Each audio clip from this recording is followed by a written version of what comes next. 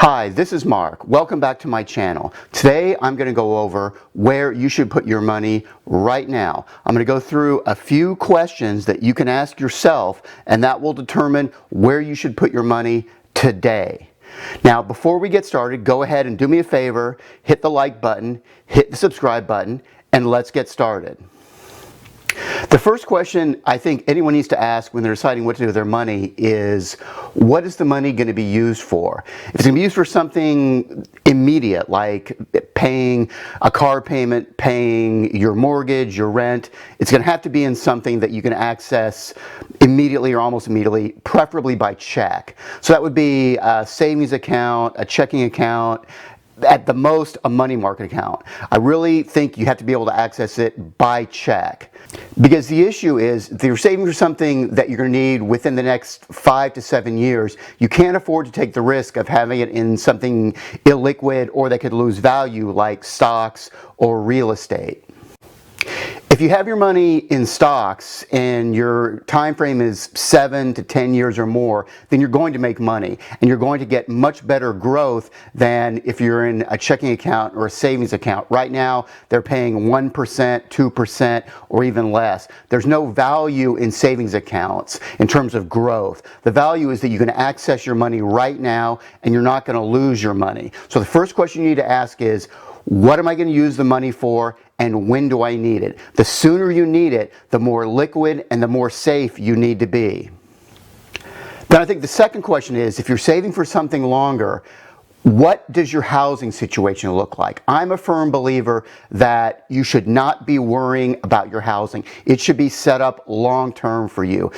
If you're an owner and you have a low fixed rate mortgage, and you should now because mortgages are so low, the interest rates are in the mid 2s to even low 2s, then you're set for life. Yes, your insurance can go up. Yes, your property taxes can go up, but those are not a big part of your monthly housing expense. Your biggest part is going to be the mortgage, and right now is the time to lock that in. So go out, find yourself a house, get the best mortgage you can, which should be under 3%, and lock that in long term. So if you haven't done that, that's the first place I would put my money. Find yourself a house and lock in your long-term housing costs.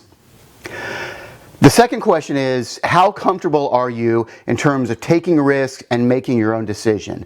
For myself, I'm pretty comfortable with both of those. So I don't worry about stocks that might go down month to month, even year to year. I don't sell. There have been some studies who have shown that people do not even get the market rate of interest on their stocks because they sell at the wrong time. And you've heard the old adage, buy low and sell high. People do not do that.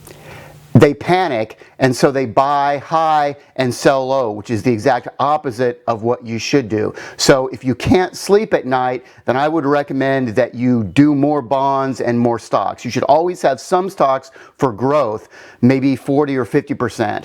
I'm more of a risk taker, so I've got closer to 80 or 90%. But I don't touch those stocks. They sit and they grow, and I reinvest the dividends. And I don't have any problem sleeping at night. I sleep great, and the stocks just continue to grow.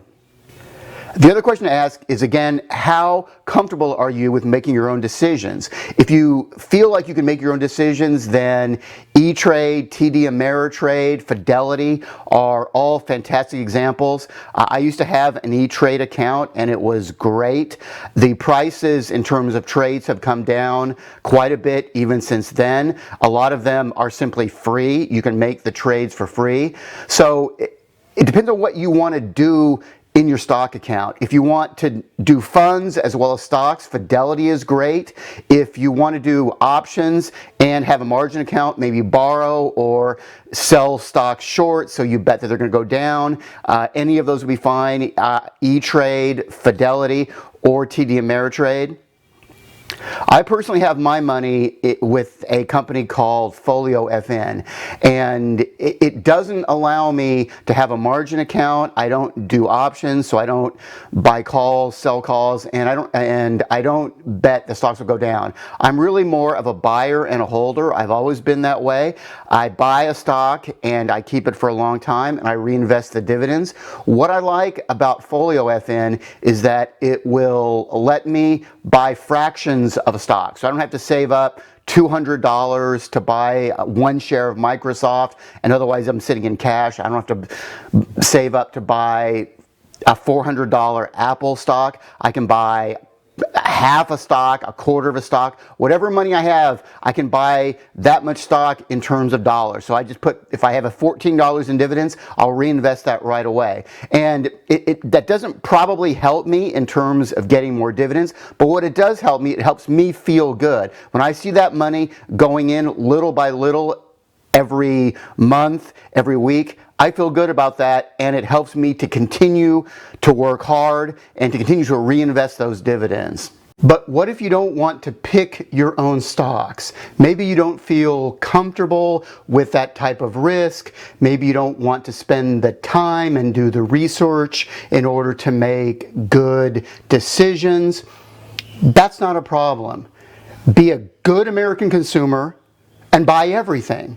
All you have to do is open an account at Vanguard or at Fidelity, pick their S&P 500 stock, select reinvest dividends, and you're good to go. Their expenses will be very low, so your returns will be almost whatever the market is. It's truly a set it and forget it investment.